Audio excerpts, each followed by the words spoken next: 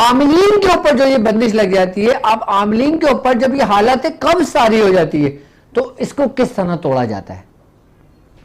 اچھا، یہی عملیات کی دنیا میں ہوتا ہے اور یہی سلوک کی دنیا میں ہوتا ہے. سلوک کے راستے کے اندر اس کو حالت قبض کہتے ہیں اور عملیات کی دنیا کے اندر اس کو روحانی گرہ کہتے ہیں، عملیاتی گرہ کہتے ہیں،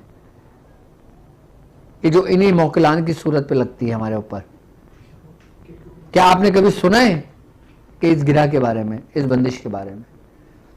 تو عاملین اب کیا کرے، کیسے اپنے آپ کو ان وسوسوں سے، کس طرح اپنے آپ کو ان گرہوں سے نکالے اور کھولے، اس کے لیے بزرگان دین نے طریقہ کار سمجھائے. بزرگان دین اس کو طریقہ کار سمجھائے کہ آپ جو بھی عمل کرتے ہو، آپ ہر جمعے کی شب آپ ایک پانی کا گلاس لیں اور تھوڑا سا میٹھا رکھ لیں. اچھا، میٹھا اگر نہ بھی ہو کچھ، آپ گھر سے تھوڑی سی چینی رکھ لیں، اس میں تھوڑا سا گڑ رکھ لیں، بتاشے رکھ لیں، ریوڑیاں رکھ لیں، اس ٹائپ کی کوئی بھی میٹھی چیز آپ رکھ لیں. آئی بات سمجھ میں؟ اور آپ اپنے جو پہلے آپ اس کو آپ نے فاتحہ پڑھنی ہے. فاتحہ پڑھنے کے بعد آپ نے اپنے سبق کو اتنا ہی دہرانا ہے جتنا آپ پڑھ رہے ہو. آپ نے اپنی پڑھائی کے ٹائم سے الگ، جو آپ کے پڑھائی کا ٹائم میں نا، جیسے مثال پہ ہم 313 بار سورہ قریش پڑھنا ہے رات میں، تو ہم رات میں تو پڑھ رہے ہیں، وہ تو ایک الگ ہے. لیکن یہ اس عمل کے لیے جب ہم نے پانی کا گلاس اور میٹھا سامنے رکھا، ہم نے فاتحہ پڑھی اور 313 بار سورہ قریش پڑھی، یعنی کہ ہم نے جو بھی عمل کر رہے ہیں اپنا، سورہ بقرہ کر رہے ہیں، سورہ لہب کر رہے ہیں، سورہ مزمل کر رہے ہیں، سورہ یاسین کر رہے ہیں، چہل کاف کر رہے ہیں، ناد علی کر رہے ہیں، کچھ بھی کر رہے ہیں، اس کو کھولنے کے لیے بھی یہ عمل ہے. اس گرہ کو، اچھا جب وہ گرہ کھلتی ہے نا تو انسان کے باطن کی گرہ کھلتی ہے، انسان کا باطن روشن ہوتا ہے.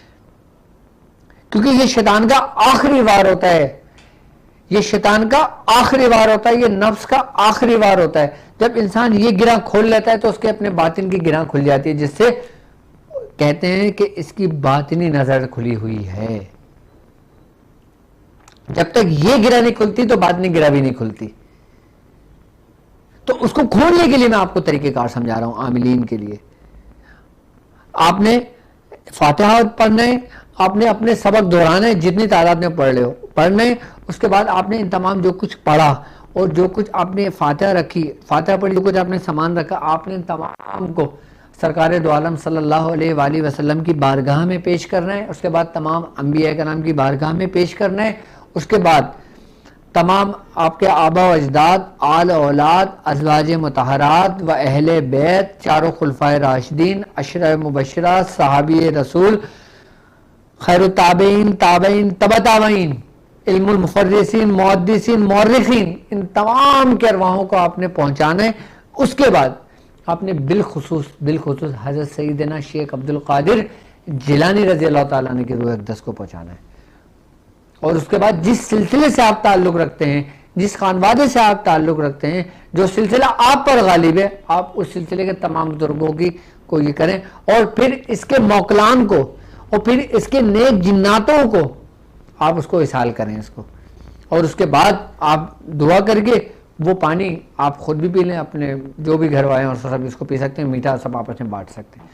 ہر جمعرات یہ عمل کر لیں اور 7 جمعرات یہ عمل کر لیں. دیکھیں آپ کے اندر کی جتنی بند گرہیں ہوں گی ساری کی ساری کھل جائیں گی.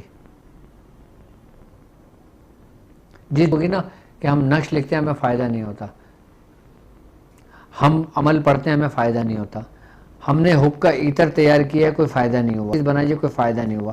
آپ ذرا یہ عمل کر کے دیکھیں اور پھر جو آپ نے عطر تیار کیا ہوا ہے، جو آپ نے سامان تیار کیا ہوا ہے، پھر آپ اس کو پڑھ کے دم کر کے پھر ذرا دے کے دیکھنا. ہم باہر کی گرہوں سے تو واقف ہیں، ہم نے باہر کی گرہیں تو کھول لی ہیں، لیکن اب اندر کی گرہوں کو ہم کون کھولے؟ کیونکہ اندر کی گرہوں سے تو ہم ناواقف ہیں، ہم اس سے واقفیت نہیں ہے ہماری. جب ہی کہتے ہیں کہ ہر فیلڈ میں اس روحانی رستے کے اندر عملیات کی دنیا میں استاد کا آپ کے ساتھ ہونا بہت ضروری ہے، کیونکہ وہ واحد استاد ہے جو آپ کی باطنی گرہوں کو کھولتا ہے.